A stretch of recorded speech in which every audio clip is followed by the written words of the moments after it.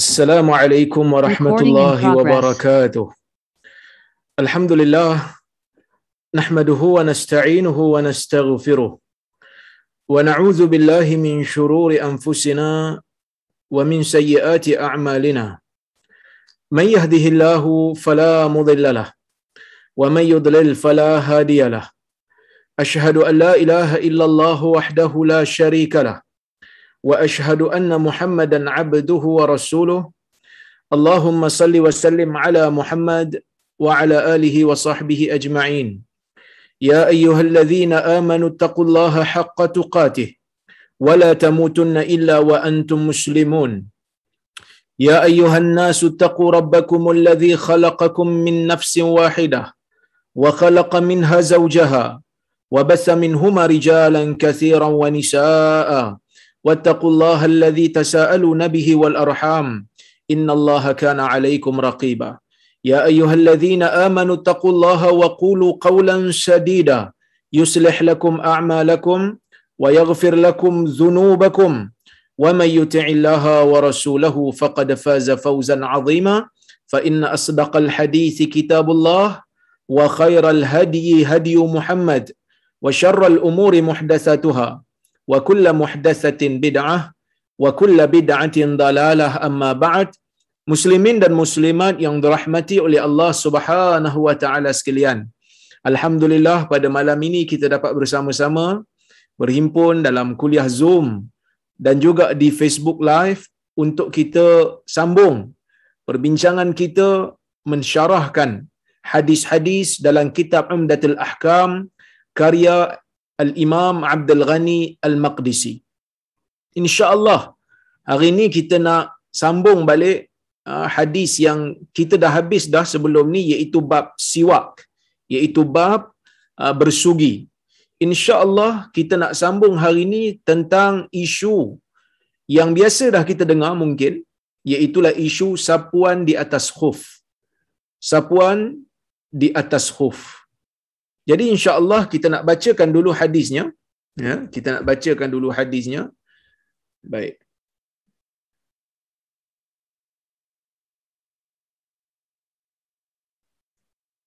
Kata Al-Imam Abdul Ghani Al-Maqdisi, Anil Mughirah ibn Syu'bah, qala kuntu ma'an Nabi sallallahu alaihi wasallam fi safar, fa ahwaitu li anzi'a khuffayhi. فقال دعهما فإني أدخلتهما طاهرتين فمسح عليهما. رواه البخاري ومسلم. Yang bermaksud daripada Al-Mughirah bin Syu'bah, dia kata, dulu saya pernah bersama dengan Nabi sallallahu alaihi wasallam dalam satu permusafiran. Mughirah bin Syu'bah ni sahabat Nabi sallallahu alaihi wasallam. Terkenallah, banyak juga meriwayatkan hadis daripada Nabi sallallahu alaihi wasallam. Dia kata apa? Dia kata, dulu saya pernah bersama dengan Nabi sallallahu alaihi wasallam dalam satu perjalanan, dalam satu permusafiran. Dia tak bagi tahu musafir apa. Dia kata dalam satu permusafiran. Musafir yang mana dia tak bagi tahu. Tetapi bila kita buat semakan, bila kita cross check, bila kita buat takhrij terhadap riwayat-riwayat ni, ada sebahagian riwayat yang menyatakan yang mana riwayat yang safar ataupun permusafiran yang dimaksudkan oleh Mughirah bin Syu'bah ini adalah peperangan Tabuk yang berlaku pada tahun ke-9 Hijrah, yang mana perang Tabuk ini berlaku apabila puak-puak Rom yang telah diberitakan kepada Nabi sallallahu alaihi wasallam bahawa mereka telah mengumpulkan tentera untuk memerangi orang-orang Islam. Jadi pada masa itu Nabi sallallahu alaihi wasallam mengarahkan para sahabat ni untuk berjihad. Siapa yang mampu kena pergi jihad. Waktu tu waktu kemarau. Waktu tu buah-buah pula baru nak keluar. Jadi ia memberikan satu ujian yang sangat hebat kepada para sahabat, dan dalam peperangan inilah orang-orang munafik tidak pergi. Orang-orang munafik memberikan pelbagai alasan yang bohong kerana mereka ini tidak beriman dan tidak mahu untuk menghilangkan keuntungan yang mereka akan dapat hasil daripada buah-buahan yang ranum pada ketika itu. Tapi orang Islam dia pergi. Dan dalam ramai-ramai orang Islam yang pergi itu ada 3 orang. Ya. Ada 3 orang yang daripada kalangan sahabat yang bukan munafik dan dia tak ada uzur. Dia tak pergi. Siapa dia? Ka'ab bin Malik, Murarah bin Rabi' dan juga Hilal bin Umayyah. Ni 3 orang ni sahabat Nabi sallallahu alaihi wasallam yang baik. Sahabat Nabi sallallahu alaihi wasallam yang beriman, tetapi mereka ni tak pergi. Pasal apa tak pergi? Tak ada uzur apa, tak ada alasan apa. Mereka cakap benar, mereka tidak ada uzur, maka Nabi sallallahu alaihi wasallam dapat arahan daripada Allah Azza wa Jal untuk Nabi dan orang-orang yang berada di Madinah pada ketika itu, ya. Yang ada pada ketika itu untuk memulaukan 3 orang ni, untuk memulaukan Ka'ab bin Malik, untuk memulaukan Murarah, untuk memulaukan Hilal. Maka dalam keadaan tu 50 hari berlalu barulah datang keampunan daripada Allah terhadap mereka bertiga, ya. Ini, ya, merupakan salah satu daripada peristiwa yang besar yang berlaku dalam sejarah Islam. Orang yang bercakap benar dihukum kerana tidak pergi peperangan Tabuk. Ni perang Tabuk lah. So bila mana berlakunya, bila mana dah sampai di sana, peperangan tu tak jadi pun. Tapi dianggap sebagai peperangan. Kerana apa? Kerana mereka telah berkorban, pergi jauh. Baik. Maka bila dia kata aku bersama dengan Nabi sallallahu alaihi wasallam dalam satu permusafiran, dia kata, fa ahwaitu li anzi'a khuffai. Maka Mughirah bin Syu'bah kata, aku pun turunlah. Bila aku bersama dengan Nabi SAW, aku pun turun, aku tunduk untuk aku mencabut khuf Nabi SAW. Maksudnya para sahabat ni, mereka menghormati Nabi SAW, mereka sayang kat Nabi, mereka tolong pakaikan selipar Nabi, mereka tolong cabutkan selipar Nabi SAW, yang mana benda ni ma'ruf, benda ni diketahui oleh orang yang belajar hadis, benda ni memang berlaku. Sehingga kan Abdullah bin Mas'ud sendiri pun digelar sebagai sahibun na'lain, pemilik ataupun penjaga sepatu Nabi sallallahu alaihi wasallam. Kenapa? Kerana Abdullah bin Mas'ud ni bila Nabi buka aja selipar, dia akan pegang. Dia akan pegang selipar Nabi sallallahu alaihi wasallam, bila Nabi nak pakai dia akan tolong pakaikan. Sama jugalah Mughirah bin Syu'bah pun nampaknya begitulah dalam hadis ni, dia nak tolong lucutkan selipar Nabi SAW daripada kaki Nabi. Maka Nabi SAW sebut dekat dia, Nabi kata, da'huma, biarkan. Yang ni bukan selipar lah. Li anzi'a khuffai, untuk aku mencabut khuf Nabi SAW. Tadi saya sebut pasal selipar. Yang ni khuf. Dia bukan selipar. Apa itu khuf? Khuf ni tuan-tuan dan puan-puan rahmati Allah sekalian, dia adalah lapik kaki ataupun kita kata pembalut ujung kaki. Maksud pembalut kaki daripada ujung kaki sampai ke buku lali, yang diperbuat daripada kulit. Ni siapa yang biasa duduk di negara Arab, dia tahulah khuf ni. Yang mana orang Arab biasa pakai waktu musim sejuk. Waktu musim sejuk dipakai khuf ni untuk menghilangkan sejuk, sebab kaki kita ni cepat sejuk. Maka mereka pakai benda ni. Maka Nabi SAW bila dia tengok Mughirah bin Syu'bah ni turun nak cabut khuf dia, nak cabut stoking kulit yang dia pakai, maka Nabi kata kepada Mughirah, da'huma, biarkan mereka berdua, biarkan dua-dua ni, biarkan khuf di dua belah kaki aku ni, biarkan, jangan cabut. Fa inni adkhaltuhuma tahiratain, kerana aku memasukkan khuf ini di dalam kakiku, kerana aku telah menyarungkan kedua khuf ini di dalam kakiku, tahiratain, ya, dalam keadaan dua-dua kaki aku ini bersih, dalam keadaan dua-dua kaki aku ini telah mengambil wudu. Famasaha alaihima, maka Nabi sallallahu alaihi wasallam pun sapu di atas khuf tersebut. Hadis riwayat al-Imam al-Bukhari dan Muslim. Baik. Kemudian kita tengok hadis yang berikutnya. Kata al-Imam Abdul Ghani al-Maqdisi, dia kata an Hudzaifah ibn al-Yaman qala kuntu ma'an nabi sallallahu alaihi wasallam fi safar fabala wa tawadda'a wa masaha ala khuffayhi mukhtasar wa lafzul haditsil mutawwal an Hudzaifah qala kuntu ma'an nabi sallallahu alaihi wasallam fantaha ila subatah yani mazbalah qaumin fabala qa'iman fatanahait faqala udnuh fadanautu minhu hatta qumtu 'inda 'aqibihi fatawadda zada Muslim famasaha 'ala khuffai.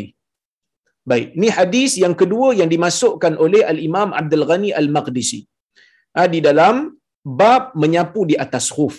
Baik. Maksudnya daripada Huzaifah bin Yaman, dia mengatakan saya bersama dengan Nabi sallallahu alaihi wasallam dalam satu permusafiran. Tadi Mughirah bin Syu'bah, yang ni Huzaifah pula. Ini sahabat yang lain, Huzaifah bin Yaman, yang terkenal sebagai orang yang mempunyai kepakaran di dalam ilmu fitan. Orang yang mempunyai kepakaran di dalam ilmu-ilmu yang berkaitan dengan akhir zaman. Jadi kalau orang yang minat berkenaan dengan hadis-hadis akhir zaman ni, bolehlah jenguk-jenguk riwayat Huzaifah ibn Yaman. Ya, boleh jenguk riwayat-riwayat Huzaifah ibn Yaman. Bahkan Huzaifah ni bukan kata orang kata apa? Dia tahu tentang hadis akhir zaman saja, bahkan keistimewaan dia ni sampai Nabi sallallahu alaihi wasallam pernah memberikan kepada dia nama-nama orang munafik. Siapa-siapa orang munafik di zaman tu Nabi bagi tahu kat dia. Kenapa Nabi bagi tahu dia? Wallahu alam, kerana mungkin Nabi nampak dia ni orang yang ada kemampuan untuk menyimpan rahsia, orang yang mampu untuk mengetahui perkara tersebut. Ya, dan dia siapa-siapa di kalangan sahabat yang orang kata apa nak tahu tentang nama-nama munafik ke tidak, ciri-ciri orang munafik ada kat dia ataupun tidak, dia akan tanya Huzaifah. Seperti mana Umar pernah tanya kepada dia. Ya, Umar pernah tanya kepada dia, aku ada tak pada aku ni ciri-ciri orang munafik? Umar pernah tanya. Huzaifah kata tak ada lah. Jadi tuan-tuan dan puan-puan rahmati Allah Subhanahu wa taala sekalian, dia kata bila dia bersama dengan Nabi sallallahu alaihi wasallam dalam satu permusafiran, maka Nabi sallallahu alaihi wasallam buang air. Nabi sallallahu alaihi wasallam buang air, wa tawadda, kemudian Nabi mengambil wudu, wa masaha ala khuffai, kemudian Nabi menyapu di atas khufnya. Hadis ni hadis yang diringkaskan. Di sana ada hadis yang lebih panjang, iaitu Huzaifah kata kuntu ma'an Nabi sallallahu alaihi wasallam fantaha ila subatati qaumin. Kata Huzaifah, aku pernah bersama Nabi sallallahu alaihi wasallam ketika mana Nabi sallallahu alaihi wasallam berada pergi ke subatati qaumin. Ya, pergi ke tempat pembuangan sampah sesuatu kaum. Pergi tempat buang sampah sesuatu kaum. Sekejap tuan-tuan. Nampak tak? Yang saya share tadi nampak? Ke tak nampak? Okey. Iaitu tempat pembuangan sampah sesuatu kaum. Fabala qa'iman. Maka Nabi sallallahu alaihi wasallam pun buang air dalam keadaan berdiri. Fatanahait, kata Huzaifah, aku pun jauh. Aku pergilah jauh daripada Nabi sallallahu alaihi wasallam sebab Nabi nak buang air. Faqala udnuh. Nabi kata dekat. Dekat kan? Fadanautu minhu. Maka Nabi sallallahu alaihi wasallam minta Huzaifah dekat dengan dia, maka Huzaifah pun dekatlah dengan dia. Hatta qumtu 'inda aqibi, sehingga kata Huzaifah, aku ni duduk, aku berdiri betul-betul dekat belakang Nabi sallallahu alaihi wasallam. Fatawadda, kemudian lepas Nabi buang air, Nabi pun berwudu. Zada Muslim, dalam riwayat Muslim ada tambahan, famassaha ala khuffai. Kemudian Nabi SAW pun menyapu di atas dua khuf. Okey. Tuan-tuan dan puan-puan rahmati Allah Subhanahu wa taala sekalian, mungkin ada di kalangan tuan-tuan ya yang macam terkejutlah, Nabi SAW ni boleh bercakap ke waktu buang air? Sebab Nabi kata kat dia dekat. Ibn Hajar dah hurai dah, dia kata dalam hadis ini tidak terdapat pun petanda yang jelas menunjukkan bolehnya bercakap waktu buang air. Sebab ada dalam hadis larangan. Walaupun hadis itu ada problem sikit, tetapi termasuk ada perbincangan panjang lah di kalangan ulama. Ada yang mengatakan hadis tersebut tidak sahih, ada yang mengatakan hadis tersebut bertaraf hasan, yang melarang kita bercakap sewaktu buang air. Tetapi ia termasuk dalam adab yang sangat-sangat digalakkan untuk kita tidak bercakap waktu buang air. Tetapi Ibn Hajar kata dalam riwayat ni nampak macam Nabi bercakap. Sebenarnya tidak, dia kata. Lianna hadhihi riwayah bayanat anna qawlahu fi riwayati Muslim udnuh kana bil isyarah la bil lafaz. Yang dimaksudkan bila Nabi SAW kata dekatlah tu bukannya dengan lafaz, tetapi dengan isyarat. Maksud Nabi mungkin tunjukkan isyarat tangan untuk Huzaifah datang dekat. Okey, kita bukan nak hurai yang tu, kita nak huraikan tentang sapu atas khuf. Ini merupakan hadis yang disebutkan oleh para ulama, yang dihuraikan oleh para ulama dengan mereka mengatakan bahawasanya sapuan di atas khuf ini dibenarkan di dalam Islam. Bahkan ulama ahli sunnah wal jamaah berijma' mengatakan sapuan di atas khuf adalah dibenarkan. Sapuan ni, mungkin kata sapu apa ustaz? Sapu waktu ambil wudu. Macam mana nak sapu untuk ambil wudu tu? Kita akan bincang insya-Allah dalam kuliah kali ini. Iaitu waktu kita ambil wudu, kita boleh sapu di atas khuf tersebut. Ya. Baik. Ulama ahli sunnah mengatakan ijma' dibenarkan sapuan di atas khuf. Bahkan sebahagian ulama seperti Sufyan Ats-Tsauri, beliau pernah menyatakan secara tegas di zaman beliau, di antara tanda-tanda seseorang itu adalah ahli sunnah wal jamaah di zaman dia ialah dengan cara bila kita tengok dia beramal, bila kita tengok dia berwuduk, dia sapu atas khuf. Kerana akidah ni benda dalam jiwa, kita tak dapat nak buktikan, kita tak dapat nak detect, kita tak dapat nak kenal pasti. Maka sebab itu mereka meletakkan petanda. Apa tanda ahli sunnah wal jamaah? Sapu atas khuf umpamanya. Sapu atas khuf tu bila dia sapu je, insya-Allah dia ahli sunnah wal jamaah. Bila dia ambil wuduk, dia tak buka khuf dia, dia sapu atas khuf. Itu petanda dia ahli sunnah wal jamaah. Sebab apa dia petanda ahli sunnah wal jamaah? Kerana golongan Syiah dan golongan Khawarij, mereka tidak membenarkan sapuan di atas khuf. Mereka tak benarkan. Mereka kata tak sahih. Tidak daripada Nabi sallallahu alaihi wasallam. Ya. Tetapi ahli sunnah wal jamaah kata tak. Ia sabit dalam hadis-hadis yang sahih. Bahkan sebahagian ulama pergi lebih jauh daripada itu sehingga mereka mengatakan hadis-hadis yang berkaitan dengan sapuan di atas khuf ini sampai ke tahap mutawatir. Punya banyaknya hadis yang menunjukkan Nabi sallallahu alaihi wasallam ni memang ada waktu Nabi sapu di atas khuf. Okey. Kita pergi kepada perbahasan seterusnya. Ya, iaitu kita tahu sebelum ni kita dah belajar dah, sebelum ni kita dah bincang dah berkenaan dengan bila ambil wudu perlu basuh kaki. Basuh kaki disebut di dalam Al-Quran. Wa arjulakum ilal ka'bain. Ya. Dan kaki basuh sehingga ke buku lali. Okey, bila basuh kaki sampai ke buku lali, sahlah wudu. Setelah basuh muka, setelah basuh tangan, setelah sapu kepala, kemudian basuh kaki. Ini disebutkan di dalam Al-Quran, maka bagi saya kita dah selesai benda ni. Okey. Tetapi hadis yang kita baca tadi membenarkan. Ya, membenarkan sapuan di atas khuf itu dilakukan. Jadi timbul satu persoalan. Apa persoalannya? Persoalannya mana afdal? Basuh afdal ke sapu atas khuf afdal? Di sini ulama berbeza pendapat, ada 3 pandangan. Ada 3 pandangan ulama dalam masalah ni. Majoriti ulama daripada mazhab Hanafi, Syafi'i dan juga Maliki, mereka mengatakan sapuan di atas khuf adalah harus, tetapi membasuh kaki lebih utama.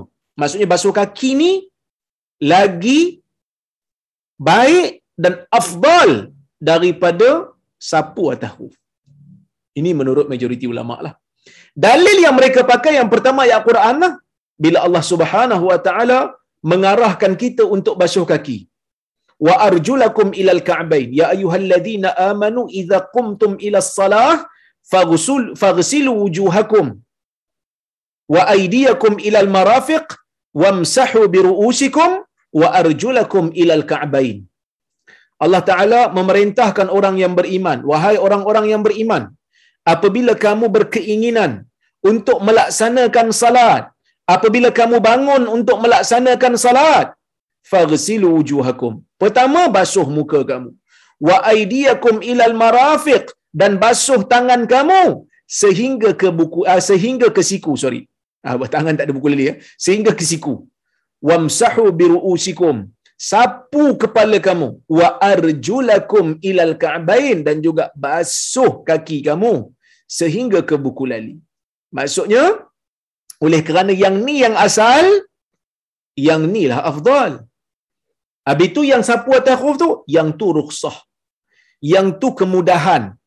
Yang itu keringanan. Siapa nak buat boleh buat. Tapi kena buat yang asal. Kalau mampu, yang tu lebih banyak pahala. Kata para ulama yang memegang pada pendapat ini, iaitu majoriti ulama daripada 3 mazhab. Dan dalil kedua mereka kata dalam banyak keadaan Nabi SAW basuh kaki ketika berwudu. Dalam banyak keadaan. So Nabi melazimi basuh kaki. Ada tak hadis yang menunjukkan Nabi sapu atas khuf? Ada. Tapi mana lagi banyak? Lagi banyaknya mereka kata Nabi melazimi basuh kaki. Kenapa Nabi sapu atas khuf walaupun benda tu tak afdal? Kerana Nabi SAW ni guru.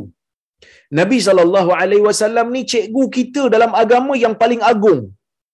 Nabi ni cikgu yang paling agung untuk kita.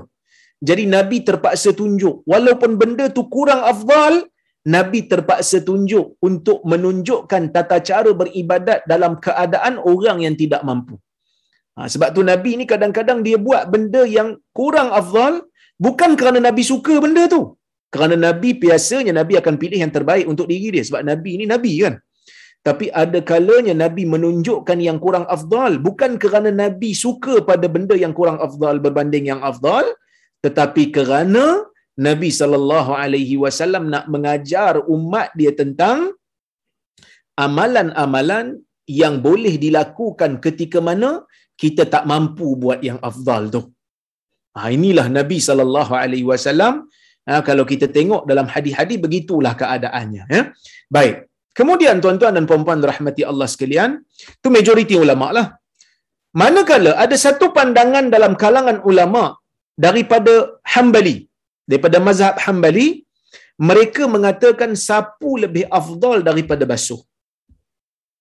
Kalau majoriti ulama tadi kata basuh afdal daripada sapu, manakala Hanbali kata sapu afdal daripada basuh.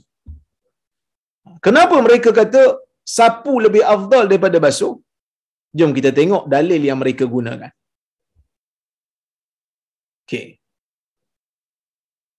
Mereka menggunakan hadis riwayat Ibn Hibban yang mana Nabi SAW menyebutkan innallaha yuhibbu an tu'ta rukhasuhu kama yuhibbu an tu'ta azaimuhu. Hadis riwayat Ibn Hibban disahihkan oleh Syekhna Syuaib Al-Arnaud. Disahihkan oleh guru saya Syuaib Al-Arnaud, yang mana hadis ni bermaksud sesungguhnya Allah Azza wa Jal suka untuk didatangkan rukhsahnya, dilakukan rukhsahnya seperti mana Allah suka untuk didatangkan azimahnya. So dia kata rukhsah lagi baguslah, sebab rukhsah lagi ringan, dia kata. Sebab Aisyah pun kata ma khuyran nabiyyu sallallahu alaihi wasallam baina amrain illa ikhtara aisarahuma ma lam ya'tham. Aisyah kata Nabi tidak pernah diberi pilihan dengan dua pilihan di antara dua perkara, melainkan Nabi akan pilih yang paling ringan, selagi mana yang paling ringan tu bukan dosa. So ini dua dalil yang mereka gunakan untuk mengatakan sapu lebih bagus. Kan? Manakah dan dalil yang ketiga mereka kata pada sapuan di atas khuf ini terdapat satu unsur menyalahi ataupun membezakan diri daripada ahli bidah, dia kata. Menunjukkan diri kita sunnah. Menunjukkan diri kita ni ahli sunnah yang sebenar. Okey? Manakala sebahagian ulama yang lain seperti Ibnul Munzir, dia mengatakan bahawasanya basuh dan sapu atas khuf sama. Maksudnya kalau awak nak basuh pun boleh, awak nak sapu pun boleh. no problem, dia kata. Kedua-duanya disyariatkan, kedua-duanya tidak lebih yang ni daripada yang ni. Tidak kata basuh afdal daripada sapu dan tidak kata sapu afdal daripada basuh. Kedua-duanya sama. Okey? Sebab dia kata dalil menunjukkan dua-dua Nabi buat. Dua-dua Nabi buat. Maka tak boleh nak kata ini lebih daripada yang ni. Okey. Ada satu lagi pandangan. Ya. Ada satu lagi pandangan, iaitu pandangan yang dinukilkan daripada Ibn Taymiyah dan Ibn Qayyim. Dia kata afdal bagi seseorang ialah dia lakukan sama ada basuh ataupun sapu sesuai dengan keadaannya. Jika dia sedang memakai khuf dan cukup syarat boleh sapu, sapulah, tak payahlah buka. Kalau dia tak pakai khuf, pergilah basuh, tak payahlah pula nak pergi pakai khuf tiba-tiba sedangkan dia tak pakai. Sebab itu Ibn Qayyim kata apa? Dia kata walam yakun yatakallaf bidda halihi allati alaiha qadamah. Nabi tidaklah bersusah-susah untuk menukar keadaannya dengan sesuatu yang lain daripada apa yang dia ada waktu dia nak ambil wuduk tu. Kalau kaki dia ada khuf waktu tu, cukup syarat untuk sapu, Nabi akan sapu. Bal in kanata fil khuf masaha alaihima wa lam yanza'huma. Bahkan Nabi ni kalaulah kata kedua-dua kakinya berada dalam khuf, Nabi akan sapu atas khuf dan Nabi tidak akan cabut. Kalau cukup syarat lah, kalau tak cukup syarat kena cabut jugalah. Wa in kanat makshufatain ghasala al-qadamain. Kalaulah dua-dua kakinya terbuka tak pakai khuf, Nabi akan basuh kedua kakinya. Walam yalbasil khuf liyamsa alai. Dan Nabi tak ada pula nak pergi pakai khuf dalam keadaan dia tak pakai, tiba-tiba nak ambil wuduk pergi pakai pula, semata-mata untuk sapu, dia kata. Wa hadha a'dalul aqwal fi mas'alatil afdal minal masah wal ghusl wal ghasl. Dia kata inilah pandangan yang paling seimbang sekali, dia kata, dalam masalah nak memilih mana yang afdal di antara sapu atau basuh.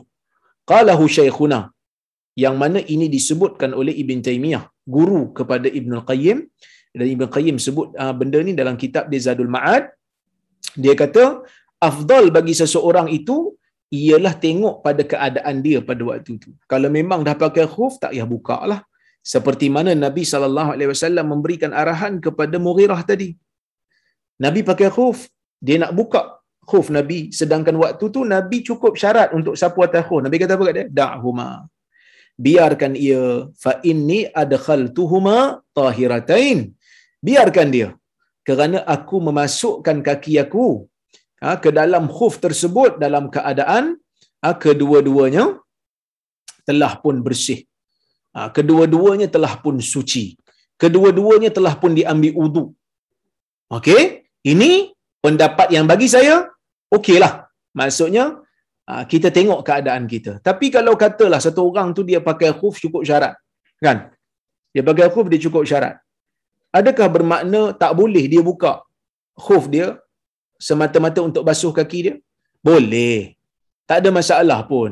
Benda ni bukan di antara haram dengan tak haram, bukan di antara perkara yang berdosa kalau langgar, tidak. Ini benda yang kita kata afdal. Mana satu yang lebih baik? Kan? Dua-duanya dibenarkan untuk dilakukan. Tapi kita nak memilih mana satu yang lebih baik. Tuan-tuan dan puan-puan rahmati Allah Subhanahu wa taala sekalian, sebahagian daripada golongan Syiah dan juga Khawarij, mereka berhujah, kan saya sebut tadi, golongan Syiah dan golongan Khawarij tidak bersetuju dengan sapuan di atas khuf ni. Sebab mereka kata hadis-hadis yang menunjukkan Nabi sallallahu alaihi wasallam sapu di atas khuf tu memang ada. Maksudnya mereka memang akuilah, mereka tahu tentang adanya riwayat yang menunjukkan Nabi sallallahu alaihi wasallam sapu atas khuf. Memang ada, mereka tahu hadis tu. Memang ada hadis daripada sahabat diriwayatkan dalam kitab-kitab Ahlussunnah. Jadi kenapa mereka tolak? Mereka tolak kerana mereka kata ayat wuduk turun untuk membatalkan hukum sapuan di atas khuf. Dia kata bila turun je surah, bila turun je ayat yang memerintahkan orang Islam untuk ambil wuduk basuh kaki, maka terbatallah, dia kata. Berlaku pemansuhan hukum dah tak boleh dah nak sapu atas khuf. Itu alasan mereka. Tetapi ahli sunnah mengatakan tak betul tu. Nak kata mansuh tak boleh. Sebab apa kata mansuh tak boleh? Ya. Sebab hadis yang mengatakan Nabi SAW sapu atas khuf ni bukan datang daripada jalur Mughirah saja. Mughirah bin Syu'bah tadi saya sebut. Bukan datang daripada jalur Huzaifah saja. Ia juga datang daripada jalur Jarir bin Abdullah Al-Bajali. Dalam riwayat Nasa'i, Jarir bin Abdullah Al-Bajali mengatakan, ya, dia ni, Jarir ni, ada satu ketika dia buang air. Dia buang air kecil, kemudian dia berwuduk dan dia menyapu di atas khuf dia. Siapa yang buat ni? Jarir bin Abdullah. Siapa Jarir ni? Sahabat Nabi SAW. Faqila lahu, ataf'alu hadha?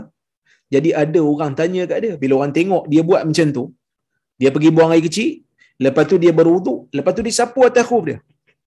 Orang tanya kat dia, ataf'alu hadha? Kau buat benda ni? Dia kata, na'am. Ra'aitu Rasulullah sallallahu alaihi wasallam bala, thumma tawadda, thumma tawadda wa masaha ala khuffaihi. Kata Jarir, ya aku buat. Dia kata, aku buat benda ni. Sebab apa aku buat?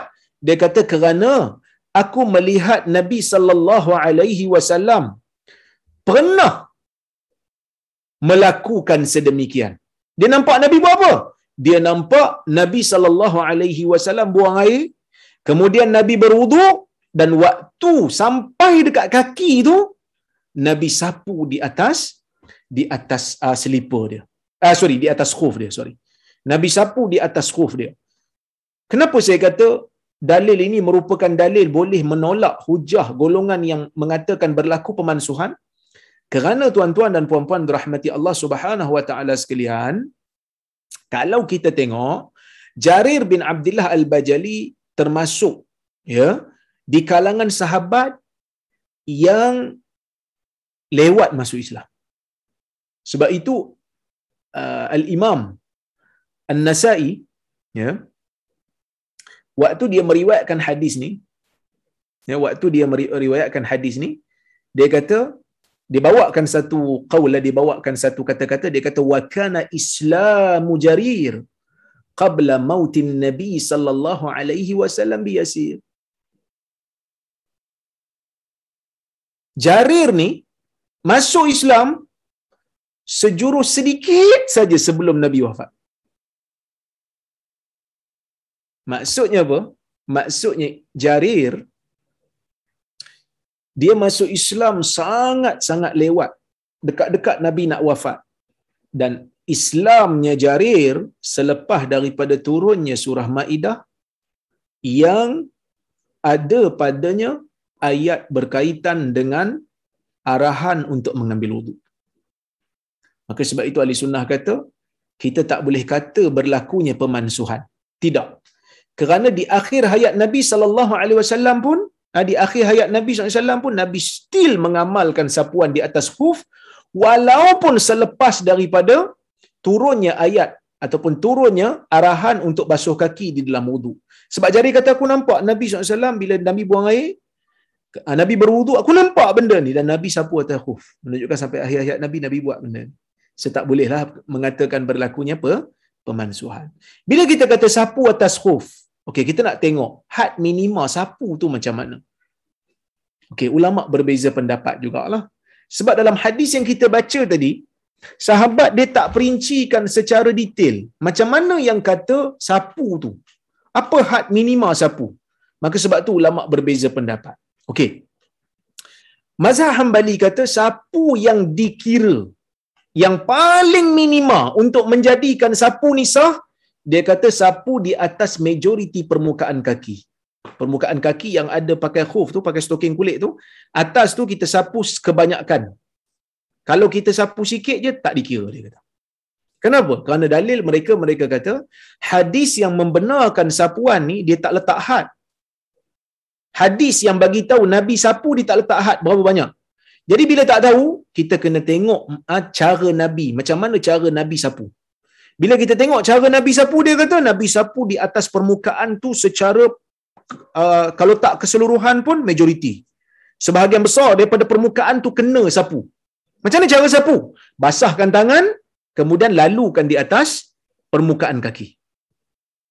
So Hanbali kata kena meratai kebanyakan permukaan kaki.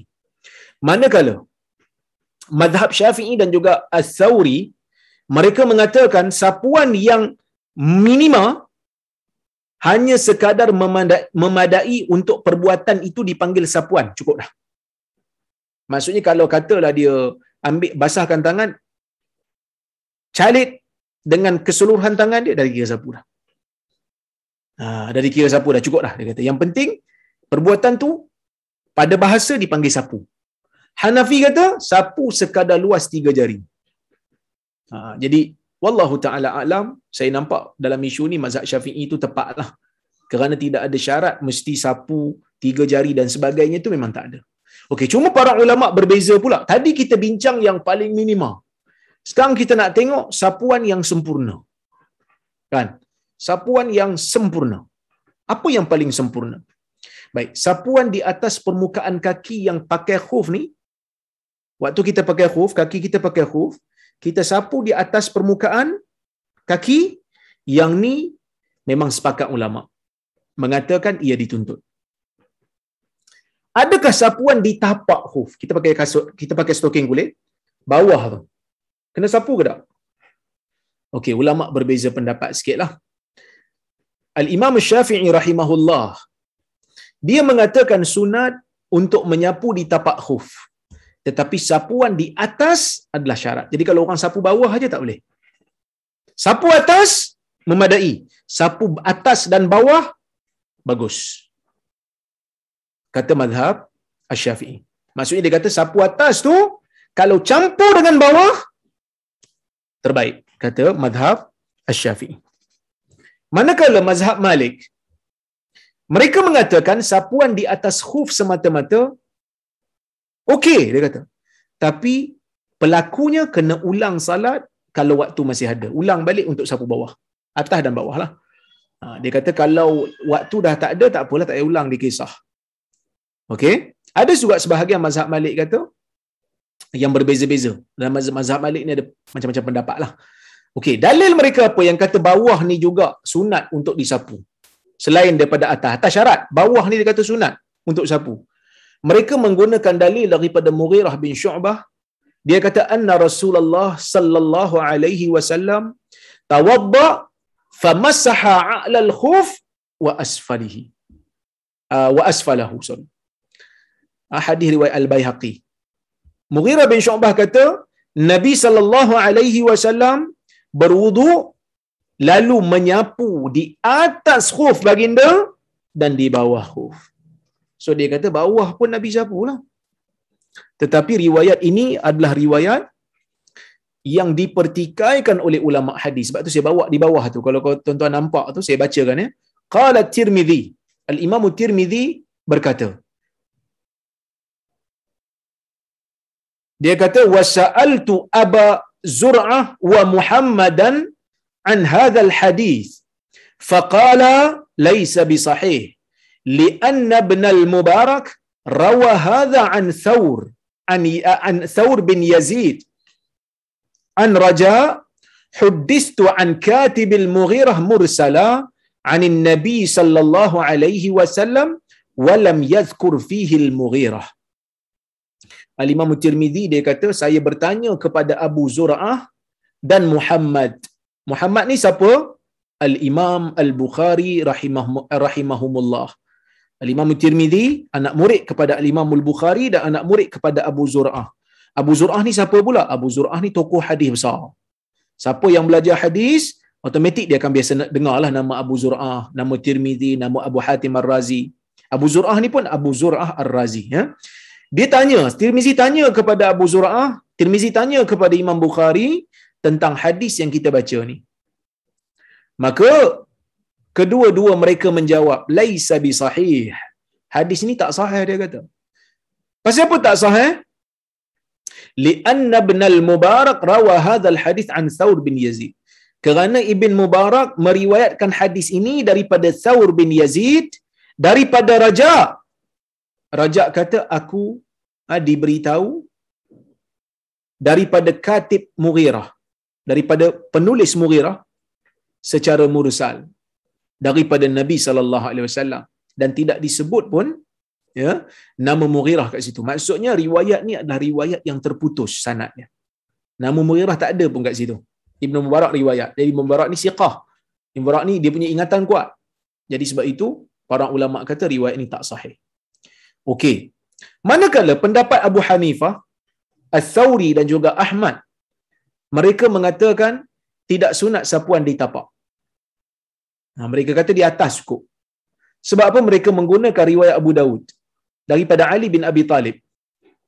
Ali kata, "Lau kana ad-din bir-ra'yi lakana asfalul khuf aula bil mashi min a'la. Wa qad ra'aitu Rasulullah sallallahu alaihi wasallam yamsahu ala zahiri khuffaihi." Hadis riwayat Abu Daud dengan sanad yang sahih. Ali kata, kalaulah agama ni dengan akal fikiran semata-mata, kalaulah agama ni dengan otak semata-mata dalam semua keadaan. Yang ni bukan nak kata agama ni tak boleh pakai otak. Bukan nak kata agama ni tak boleh pakai pandangan akal. Banyaknya dalil-dalil akli yang disebut oleh para ulama di dalam di dalam kitab-kitab mereka.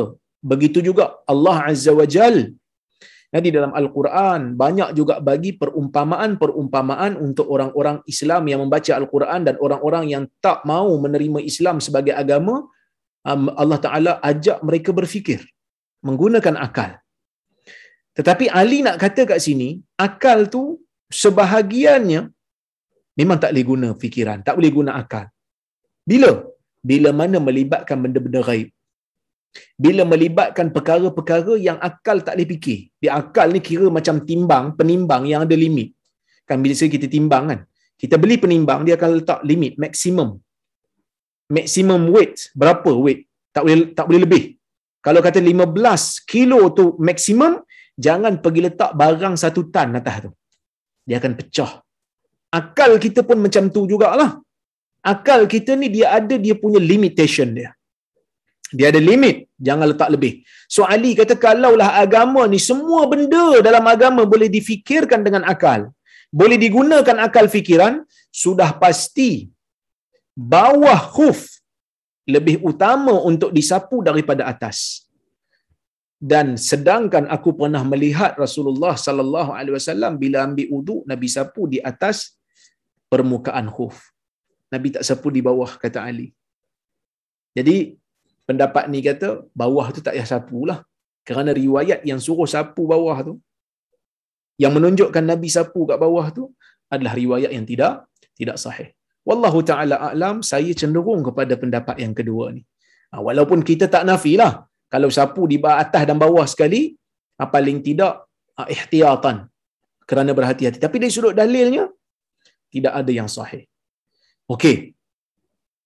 Kita pergi kepada perbahasan berikutnya. Adakah perlu untuk memakai khuf ketika wuduk telah sempurna? Ini satu persoalan. So, jawapannya tidak ada khilaf di kalangan para ulama ahli sunnah wal jamaah bahawasanya untuk menjadikan sapuan di atas khuf ini menjadi sah, khuf tu mesti dipakai dalam keadaan kita telah pun berwuduk dengan sempurna dengan membasuh kaki. Maksudnya kita ambil wuduk betul-betul, kita basuh muka, kita basuh tangan, kita sapu kepala, kita gosok telinga, kemudian kita basuh kaki kedua-duanya dan kita pakai. Itu syaratnya. Mana dalilnya Ustaz? Dalilnya hadis Huzaifah yang kita hadis Mughirah yang kita baca tadi. Awal-awal tadi yang saya baca. Ya. Awal-awal tadi kita dah baca dah ketika mana Mughirah turun untuk mencabut, melucutkan, membuka khuf Nabi, li anzi'a khuffaih. Nabi kata apa pada Mughirah? Nabi kata da'huma fa inni adkhaltuhuma tahiratain. Biarkan ia. kerana aku memasukkan kakiku ke dalam khuf tersebut dalam keadaan kakiku itu kedua-duanya suci. Kedua-duanya telah pun diwudukkan. Wuduk tu mesti sempurna. Tu syarat dia. Ya, dia ada syarat yang lain kita akan tengok nanti insya-Allah. Tapi ini syarat yang pertama. Tidak ada khilaf di kalangan para ulama, seseorang yang nak pakai khuf dan boleh untuk sapu. Bukan bermakna kalau tak ambil wuduk tak boleh pakai, boleh pakai, tapi nak sapu mesti pakai dalam keadaan wuduk sempurna yang dibasuh kaki. Yang telah dibasuhkan kakinya. Sebab hadis Nabi SAW sebut begitu. Okey. Kadang-kadang bila kita tengok dalam hadis dari sudut teori, okey. Tapi bila timbul persoalan-persoalan ni yang kadang-kadang kita kata, oh ya, yang sini macam mana pula? Kan? Okey. Saya bagi contoh. Pakai khuf, seseorang ni dia pakai khuf setelah dia basuh sebelah kaki. Contohnya dia basuh kaki kanan dulu, sampai sempurna, lepas tu dia pakai khuf belah kanan. Lepas tu baru dia basuh kaki belah kiri, dia pakai khuf belah kiri. Boleh ke tak boleh? Itu persoalan yang kita kena jawab. Nabi SAW sebut clear. Nabi kata kepada Mughirah, biarkan khuf itu, aku nak sapu di atasnya. Kerana aku telah masukkan kaki aku ke dalam khuf ni tadi, dalam keadaan kedua-dua kakiku bersih. Okey, jadi kalau dia dah basuh dua-dua kaki dia bolehlah pakai khuf. Lepas tu kalau batal, dia boleh ambil wuduk macam biasa, tang kaki tu tak payah buka khuf, boleh sapu atas khuf. Kan? Tapi kalau dia buat kreatif sikit. Dia basuh kaki kanan, dia pakai khuf. Kaki kiri tak basuh lagi. Lepas tu baru dia basuh kaki kiri, baru pakai khuf. Boleh ke tak boleh? Ulama berbeza pendapat dalam masalah ni. Kenapa ulama beza pendapat? Mereka memahami dalil yang sama dengan cara yang berbeza. Kita tengok. Malik dan Syafi'i, Imam Malik dan juga Al-Imam Syafi'i rahimahullah, mereka mengatakan tidak sah sapuan bagi kes ni, iaitu pakai khuf sebelah, lepas basuh kaki sebelah, lepas tu basuh lagi sebelah, baru pakai lagi sebelah. Dia kata tak sah. Al-Imam Nawawi berkata, wala yajuzul mashu illa ayyal basal khuf ala taharatin kamilah. Dia kata tidak boleh sapu di atas khuf ini waktu berwudu, melainkan mesti dia, yakni orang yang pakai itu, memakai khuf setelah selesai wuduk dengan sempurna. Bila kata wuduk sempurna, kata Imam Nawawi, bila kata sebut kamilah saja, dia kata tak termasuk dalam keadaan boleh untuk sapu di atas khuf ni, terkeluarlah daripadanya idza ghasala ihdar rajulain wa labisa khuffaha summa ghasala al-ukhra wa labisaha fa innahu qad yusamma lubsan ala taharatin majazan. Dia kata yang ni terkeluar, dia kata ni tak boleh sapu. Sebab apa? Sebab dia kata terkeluar yang mana?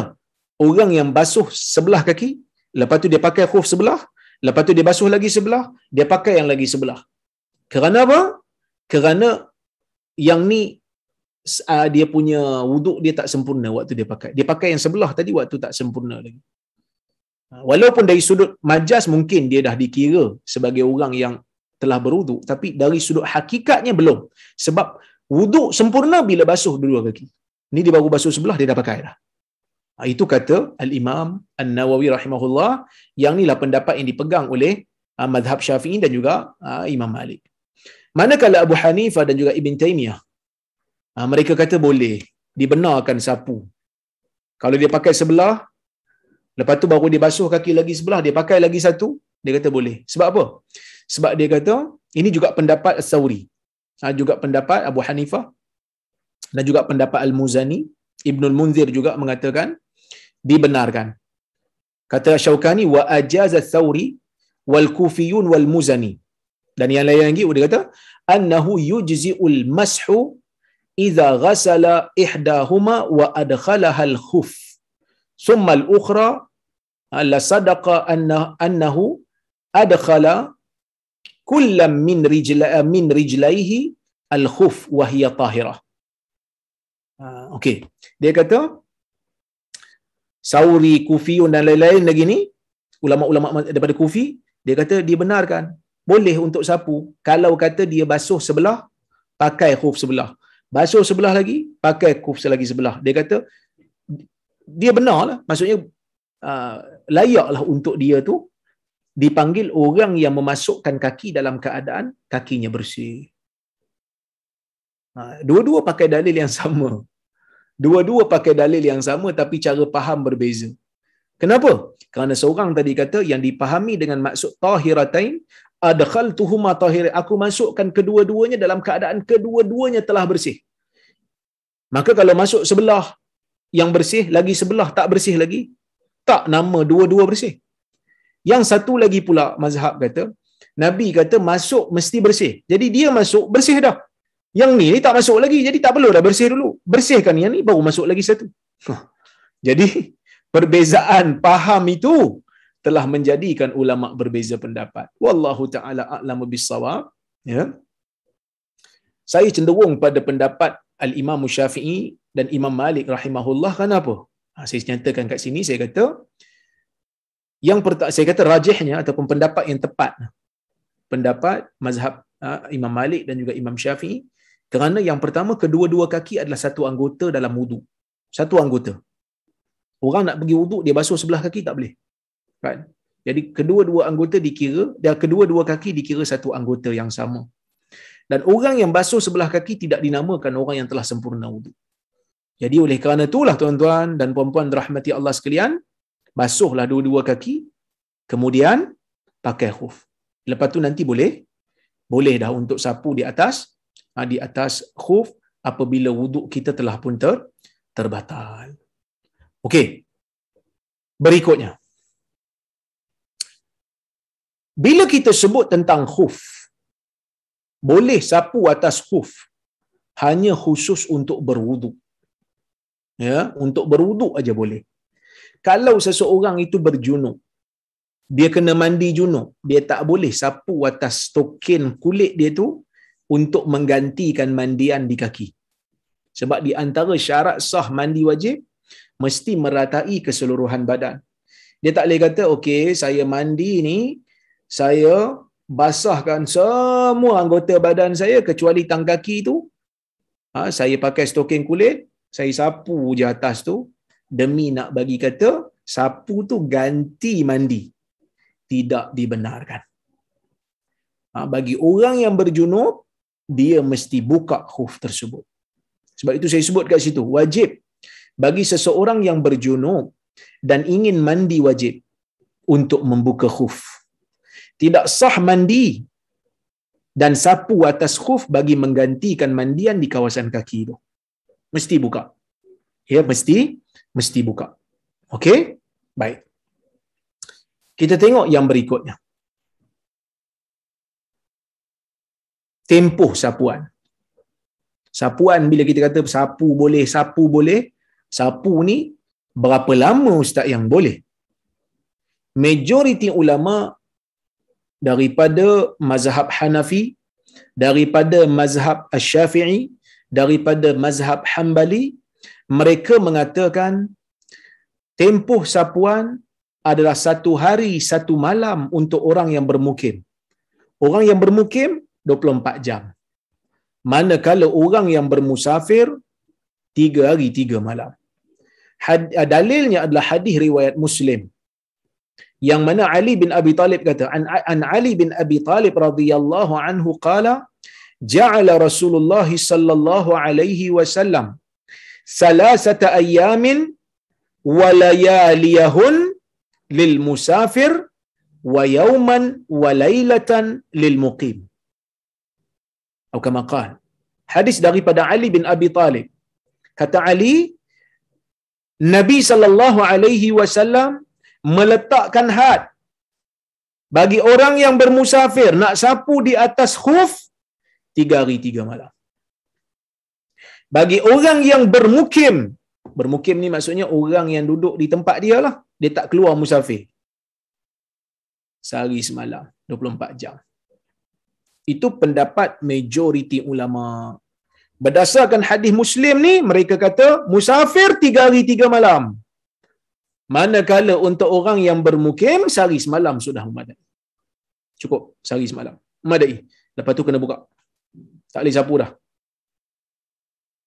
Okey? Nanti saya akan hurai. Bila dah cukup tempoh tu nak buat apa? Nanti saya hurai. Ada pandangan ulama lah, masya-Allah. Kita nak tengok tempoh dulu. Okey. Maliki, mereka kata tiada had tempoh. Bahkan ada riwayat daripada Imam Malik mengatakan siapa letak tempoh kira bidah. Kira kerah lah Imam Malik lah masalah ni kan. Dia kata mana ada had tempoh, siapa letak tempoh kira bidah. Sebaik Imam Malik tak hidup zaman ni lah. Kalau tidak dia pula kena tuduhan yang macam-macam oleh orang Melayu kita ni. Tapi saya nak kata ginilah. Saya nak kata dalam bab perbahasan ilmu ni, kita tengok dalil, kita tengok mazhab-mazhab ni, kita anggap mazhab-mazhab ni khazanah Islam yang luas. Mereka telah berusaha untuk menjadikan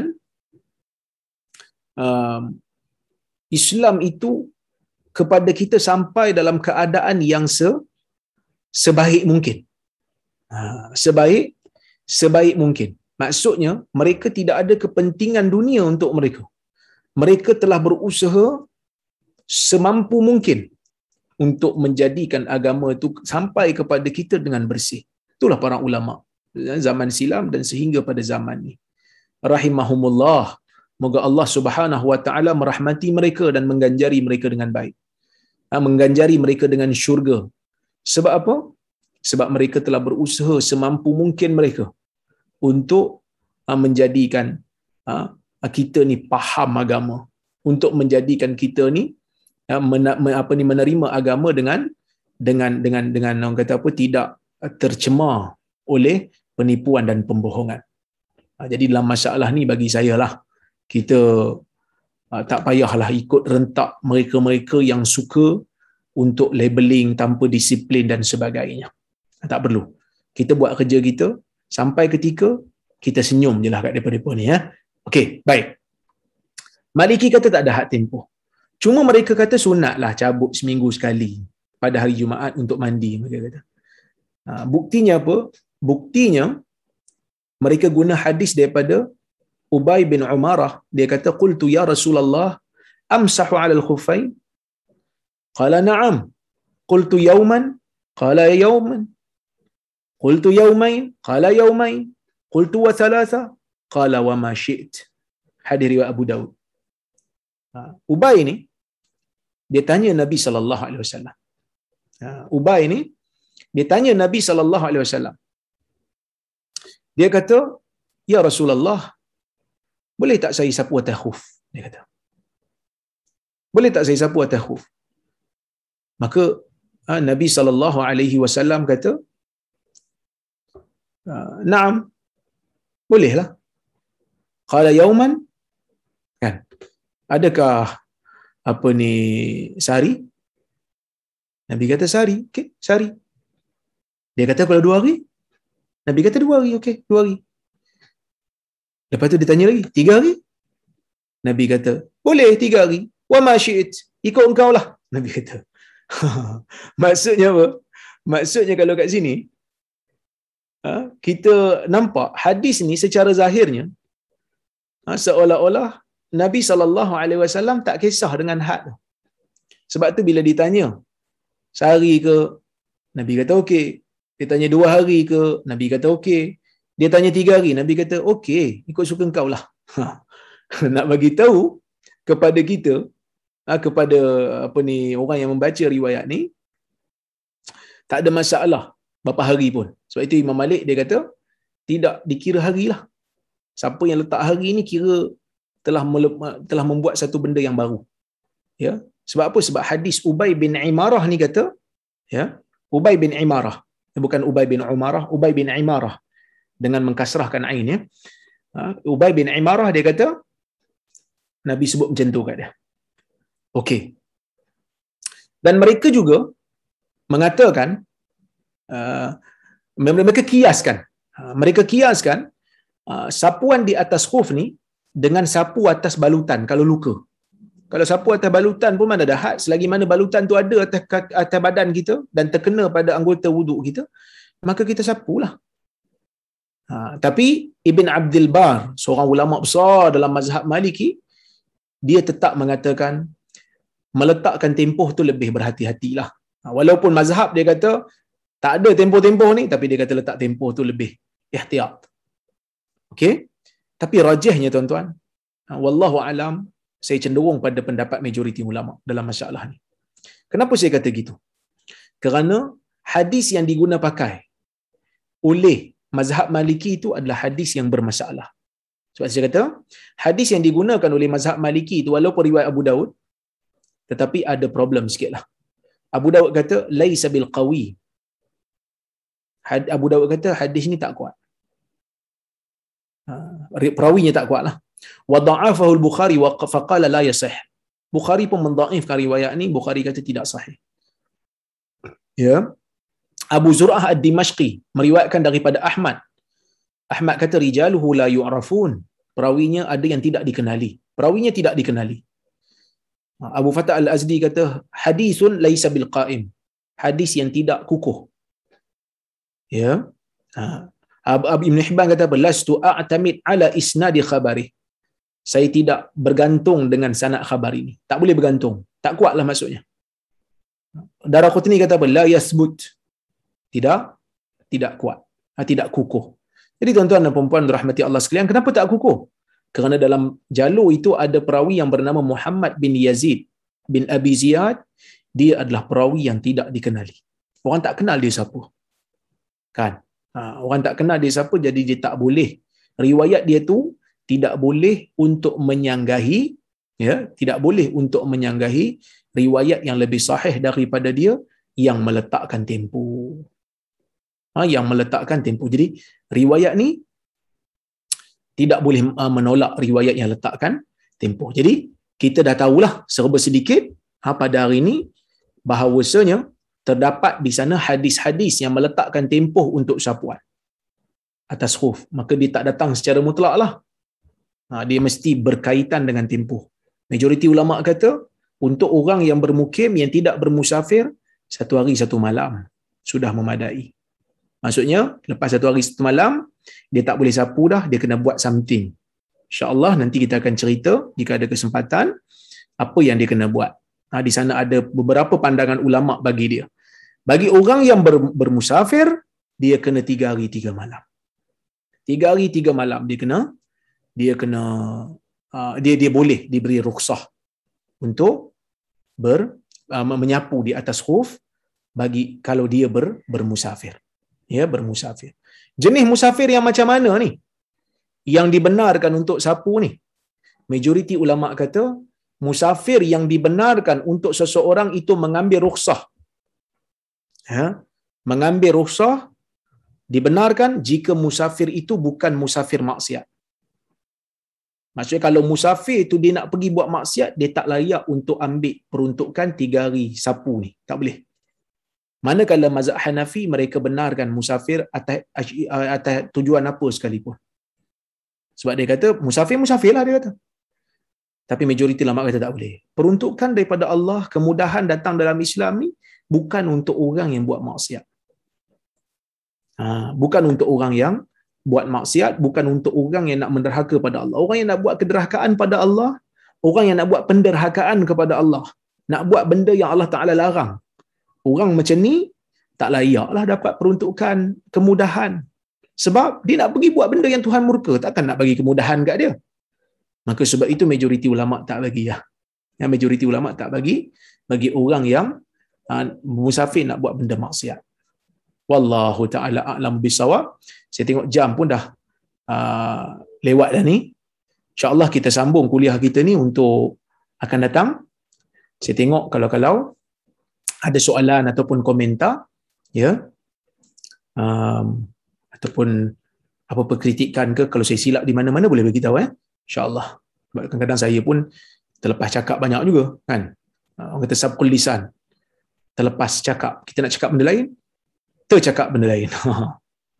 Okey. Ni ada soalan.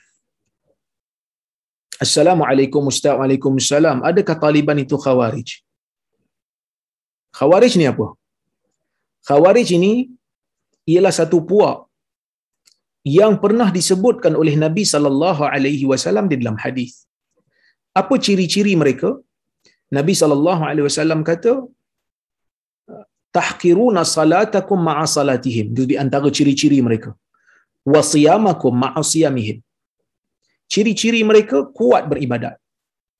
Kalau kamu tengok mereka beribadat, kamu akan rasa ibadat kamu, salat kamu lekeh nak dibanding dengan salat mereka. Puasa kamu lekeh dibanding dengan puasa mereka. Tetapi ada hadis yang menyebutkan, Nabi sallallahu alaihi wasallam menyebutkan, yaqtuluna ahlal iman wa yad'una ahlal awthan. Mereka suka membunuh orang-orang yang beriman dan mereka meninggalkan orang-orang yang menyembah berhala. Kerana sifat orang yang Khawarij ini ialah suka mengkafirkan orang di atas isu-isu yang tak perlu pun untuk dikafirkan. Mereka kata siapa yang buat dosa besar, kafir. Sedangkan Ahli Sunnah wal Jamaah kata bukan semua dosa besar itu membuatkan pelakunya menjadi kufur. Kan kalau kita tengok dalam hadis pun ada je pelaku-pelaku dosa besar yang datang kat Nabi SAW, Nabi ambil tindakan dan Nabi tak pernah pun minta dia untuk memperbaharukan syahadah dia. Jadi dosa besar ni tak semestinya seseorang terjerumus di dalam kufur. Walaupun ada di sana literal yang menunjukkan Nabi SAW menyebutkan kekufuran, antaranya sibabul muslim fusuq wa qitaluhum kufur. Melakukan sibab, melakukan celaan kepada orang muslim itu adalah kefasikan, manakala memerangi mereka adalah kekufuran. Kufur di situ para ulama mentakwilkan kufur tu bukan kufur millah semestinya, bukan automatik siapa yang memerangi orang Islam terus jadi kufur. Tak. Ada yang kufur, ada yang tak. Iaitu kufur di sini maksudnya perbuatan orang kafir. Kerana tidak ada yang memerangi orang mukmin melainkan orang kafir yang harbi lah. Jadi itu Khawarij. Kenapa mereka dipanggil Khawarij? Kerana mereka ini adalah golongan yang keluar melawan ataupun tidak taat kepada Ali bin Abi Talib apabila Ali bin Abi Talib melakukan perjanjian tahkim, melakukan hubungan, orang kata apa? Melakukan perdamaian majlis tahkim dengan Muawiyah. Dan akhirnya mereka mengkafirkan Ali dan juga Muawiyah kerana telah melakukan dosa besar. So mereka ini diperangi oleh Ali bin Abi Talib. Adakah Taliban ini Khawarij? Wallahu alam, saya tak nampak. Tetapi kejumudan mereka yang dulu ada. Cuma yang sekarang ni macam mana? Yang sekarang ni saya kira sebelum kita nak keluar apa-apa kenyataan terhadap Taliban ni, kita kena tahu ya, Taliban yang dulu mungkin tak sama dengan Taliban yang sekarang dari sudut individu. Kerana yang dulu lama kan, mereka berkuasa dulu, adalah kejumudan pada mereka. Tapi sekarang ni adakah kejumudan itu masih ada? Mungkin tak ada dah. Mungkin kepimpinan dah bertukar, orang dah bertukar. Jadi kalau tanya saya, kita orang Islam macam mana pun kita kena ada sifat kesetiaan kepada orang Islam, benci kepada mana-mana negara kufar yang menjajah negara Islam. Macam mana teruk pun kerajaan Islam tu, kita tak suka dijajah oleh negara kufar, kerana negara kufar ni bila menjajah, ada je lah kezaliman yang dibuat. Kan? Jadi, bila mereka datang, mereka telah menjajah dan kita tak suka dengan perbuatan mereka tu. Bila mereka keluar, adakah kita pro pada Taliban? Saya kata tunggu dulu. Kita tengok apa yang akan berlaku nanti. Kerana masih terlalu awal untuk kita melakukan apa-apa komentar. Cuma kita mengharapkan agar mereka itu ada sedikit keterbukaan supaya Islam itu tidak dilihat sebagai jumud lah. Nak kata dia Khawarij, saya tak nampak. Kerana belum ada lagi mereka, saya lah, orang lain saya tak tahu, mungkin ada orang yang lebih kaji lebih dalam, tapi saya tak nampak mereka ini mengkafirkan orang di atas isu-isu yang orang kata apa, yang isu-isu yang tak perlu dikafirkan. Tetapi mereka ada sedikit keras dululah. Kerana mungkin rakyat Afghanistan tu macam tu juga, mungkin boleh jadi juga, kan? Wallahu alam, kita doakan yang baik-baiklah untuk kerajaan Islam di Afghanistan dan di seluruh dunia insya-Allah. Baik.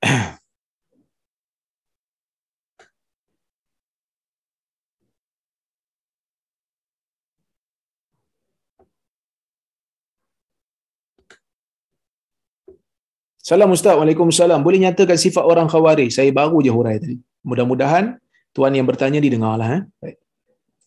Assalamualaikum warahmatullahi wabarakatuh. Waalaikumsalam.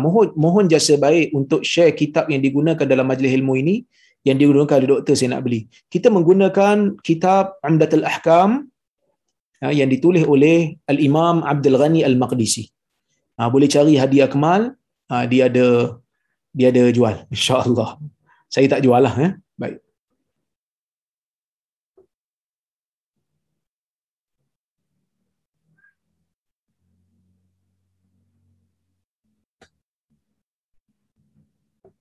Assalamualaikum Dr. Waalaikumsalam. Sah atau tidak salat sunat duha jika jam baru pukul 9 hingga 10 pagi tapi matahari dah terpacak atas kepala? Sebab setahu saya ada hadis mengatakan jika matahari dah terpacak atas kepala tidak boleh salat sunat lagi. Mohon pencerahan. Jazakallah khair wa anta fajazakumullah khair. Yang dimaksudkan dengan matahari terpacak atas kepala ni adalah matahari sebelum Zuhur. Bila dia tergelincir itu masuk Zuhur. Kalau pukul 9-10 tu masih pagi lagi. Jadi salat duha tu sah lagi. Jangan risaulah. Baik.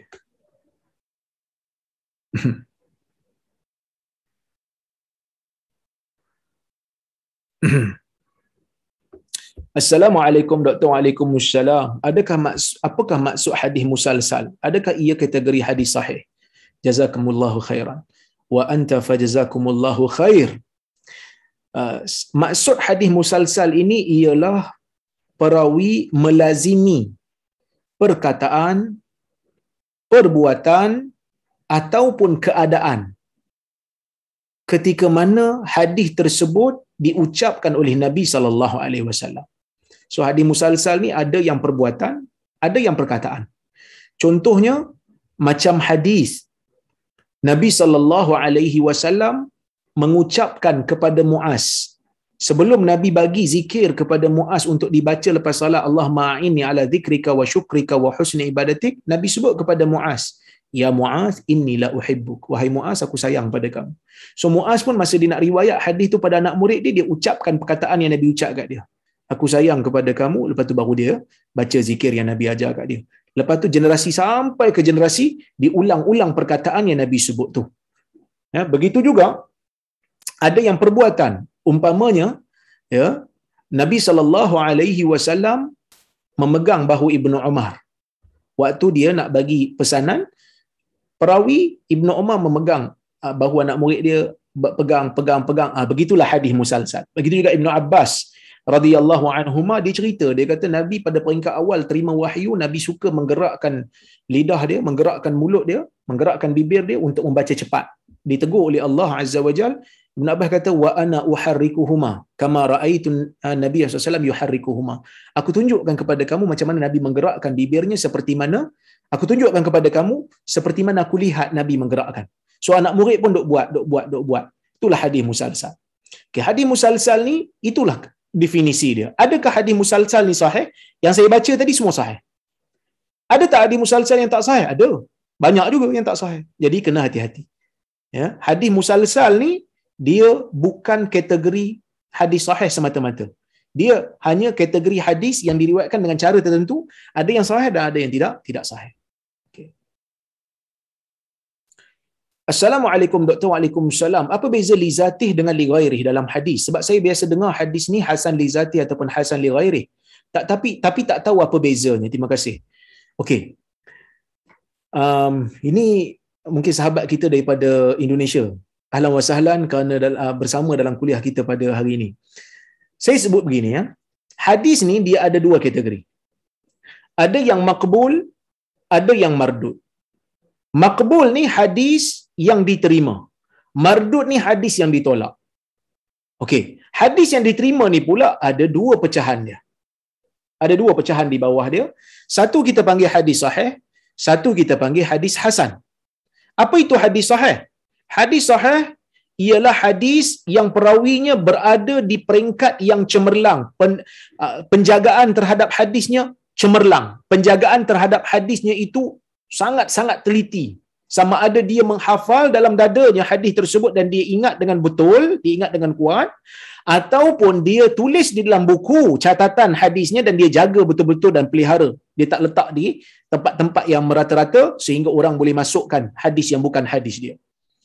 Itu hadis sahih. Hadis hasan pula ialah hadis yang perawinya sama ada seorang ataupun lebih, yang mana perawinya itu berada di tahap yang diterima, lulus, tetapi tidak cemerlang seperti hadis rendah sikit, tetapi tidak mencapai tahap dhaif, tidak mencapai kepada tahap pemeliharaan yang buruk, tidak. Dia sederhana. Okey, itu sahih li ghairi, sahih li zatih dengan hasan li zatih. Li zatih itu maksudnya dia tu sahih kerana dirinya sendiri, dia tu hasan kerana dirinya sendiri. Tetapi di sana ada sahih li ghairi dengan hasan li ghairi. Apa maksud sahih li ghairi? Dia menjadi sahih, hadis tersebut menjadi sahih bukan kerana dirinya, tetapi kerana benda lain yang menyokongnya. Sebab tu dia kata li ghairi. Menjadi sahih kerana ada benda lain yang menyokong. Asalnya hadis sahih li ghairi ini asalnya adalah hadis hasan li zati, tetapi oleh kerana terlalu banyak jalur yang menyokong, sama ada jalur daripada yang sahih ataupun yang hasan yang lain yang menyokongnya, maka hasan itu terangkat daripada hasan li zati kepada sahih li ghairi. Menjadi terangkat martabat kerana ada sokongan daripada yang lebih baik ataupun yang sama level, yang sama aras. Hasan li ghairi pula hadis yang asalnya dhaif ringan, disokong oleh jalur yang lain, maka dia terangkat menjadi hasan li ghairi. Maksud dia menjadi hasan tu bukan kerana diri dia. Diri dia tu dhaif. Ya. Diri dia dhaif tapi dapat sokongan daripada jalur yang lain yang sama level, yang sama aras, sama kekuatan ataupun yang lebih baik, maka dia terangkat menjadi hasan li ghairi. Khuf tu apa? Khuf tu stokin kulit. Macam stokin lah. Menutup keseluruhan kaki sampai ke atas buku lali, sampai ke pangkal betis lah. Itu maksud khuf. Okay, insyaAllah.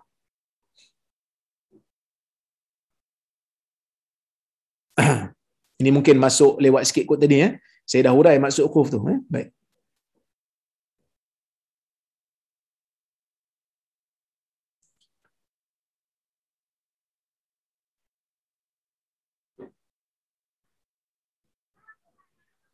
Assalamualaikum Dr. Waalaikumsalam. Boleh tak saat jadi makmum pada salat jemaah kita sujud berlama-lama sebab kita berdoa kerana ada hajat sedangkan imam sudah bangkit dari sujud? Jazakallah khair Dr. Wa anta jazakumullah khair.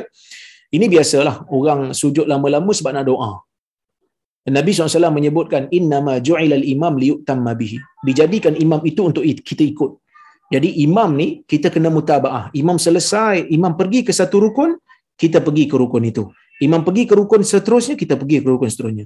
Sujud berlama-lama sehingga kita tertinggal banyak rukun boleh membatalkan solat kita menurut kebanyakan para ulama. Tapi ada syarat-syarat perincian ni lah, nanti kita akan tengok insya-Allah.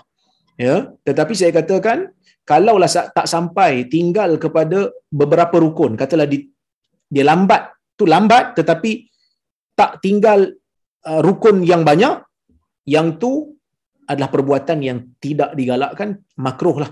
Kalau tidak membatalkan salat, tidak dibenarkan. Kerana ia adalah satu perbuatan yang tidak dianjurkan oleh Nabi SAW. Kalau nak sujud doa lama-lama, tunggu dalam solat sunat nanti. Baik.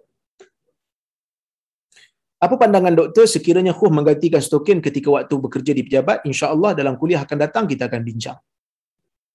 Okey.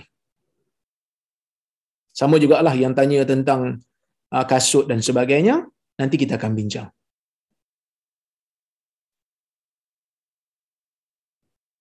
Ustaz, apakah maksudnya wuduk sempurna baru pakai khuf lebih afdal? Yakni jangan basuh kaki kanan, pakai khuf, basuh kiri. Dia macam ni. Yang kita bincangkan tadi adalah para ulama bincang, kalau kita dah basuh kaki dua-dua baru pakai khuf, itu sepakat mengatakan kita boleh sapu atas khuf tersebut bila wuduk kita terbatal nanti. Tapi kalau katakan kita sedang ambil wuduk, basuh kaki kanan, pakai khuf kanan. Basuh kaki kiri, pakai khuf kiri. Adakah ia sah? Pendapat yang rajih, tidak sah. Kerana mesti basuh dua-dua, sempurna wuduk. baru pakai khuf. Baru boleh sapu atas khuf tersebut apabila wuduk kita terbatal setelah kita ambil dengan sempurna tu. Itu pendapat yang saya pegang lah. Tapi ada ulama yang benarkan. Seperti yang kita sebut tadi, Ibn Taymiyah, Syaukani menyebutkan, Ats-Tsauri menyebutkan, dia kata boleh. Baik.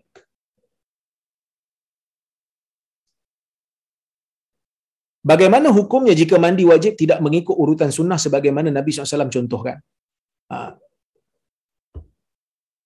Rukun di dalam mandi wajib ni, dia ada rukun, dia ada sunat. Ya?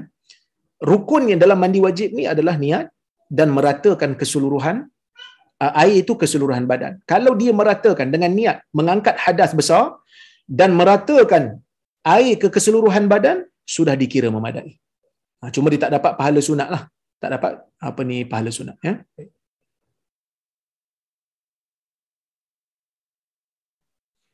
Ustaz, adakah askar yang sedang dalam training consider memakai khuf dan boleh disapu saja kalau kasut mereka itu menutup buku lali mereka, menutup kaki dan buku lali, dan mereka pakai kasut itu dalam keadaan mereka telah berwuduk sempurna, mereka pakai dalam keadaan dah ada wuduk, pakai kasut tu, nanti bila mereka nak ambil wuduk semula setelah terbatal, nak ambil semula wuduk, ya, mereka boleh ambil wuduk macam biasa dan sapu di atas kasut mereka itu yang telah menutup kawasan yang wajib untuk dibasuh ketika basuh kaki.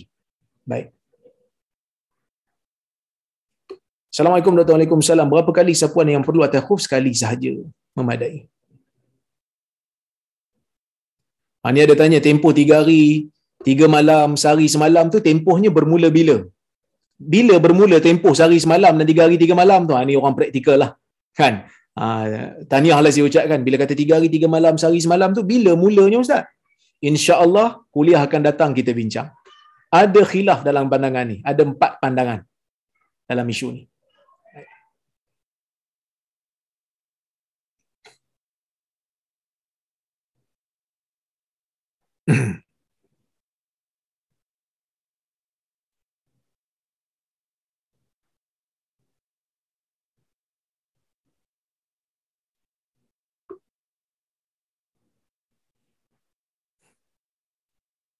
Assalamualaikum Syekh. Waalaikumsalam. Faizi Yunim di sini nak tanya soalan. Apakah definisi yang tepat berkaitan manhaj? Manhaj ni metodologi. Metodologi, ya.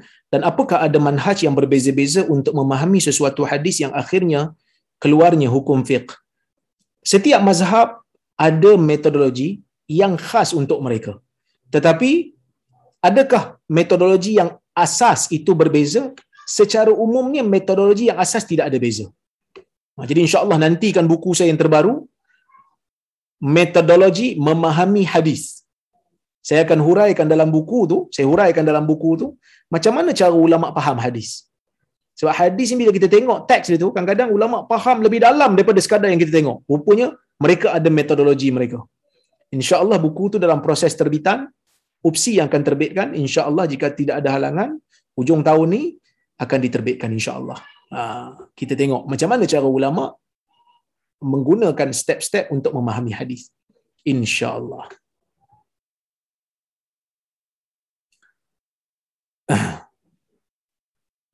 Orang perempuan pakai stokin, insyaAllah nanti kita bincang untuk akan datang. InsyaAllah kita akan bincang, kuliah akan datang, kita akan bincang tentang stokin yang diperbuat daripada kain. Okay. Assalamualaikum semua jemaah, saya mohon semua doakan ibu saya yang sedang bertarung dengan COVID. Saya doakan ibu puan agar diberikan kesembuhan dengan segera dilindungi oleh Allah Subhanahu wa taala, dipanjangkan umur. Insya-Allah kita sama-sama doakan. As'alullahal azim rabbal arsyil azim ayyashfiha. Kita berlindung, kita bermohon kepada Allah Subhanahu wa taala, ya, yang menguasai arasy untuk memberikan kesembuhan kepada ibu puan yang sedang bertarung dengan COVID, insya-Allah.